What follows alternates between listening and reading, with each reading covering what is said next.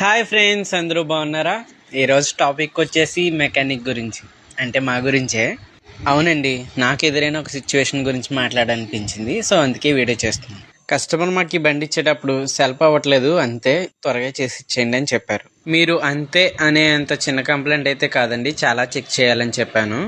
మా మెకానిక్స్ బాధలు మీకు ఏం తెలుసండి? ఎన్ని చెక్ చేయాలో చెప్తాను వినండి. ఫ్యూజ్ బాక్స్ చెక్ చేయాలి, బ్యాటరీ ఎలా ఉందో చెక్ చేయాలి, సెల్ఫ్ స్విచ్ ఎలా ఉందో చెక్ చేయాలి, బ్రేక్ స్విచ్ ఎలా ఉందో చెక్ చేయాలి, సెల్ఫ్ రిలే చెక్ చేయాలి, బెండ్ యాక్సిల్ ఎలా ఉందో చూడాలి, ఫైనల్ గా సెల్ఫ్ మోటార్ చెక్ చేయాలి. ఇవన్నీ బాగానే ఉంటే అప్పుడు సీడీ కాయిల్ చూడాలి, అది కూడా బాగానే ఉంటే కంపల్సరీ వైరింగ్ చూసుకోవాలి. ఇన్ని పెట్టుకుని త్వరగా ఇచ్చామంటే ఎక్కడిస్తాం చెప్పండి? మళ్ళీ ఇవన్నీ చేసేటప్పుడు చైన్ టైట్ అని, బ్రేక్ల టైట్ అని చాలా వెహికల్ వస్తూనే ఉంటాయి.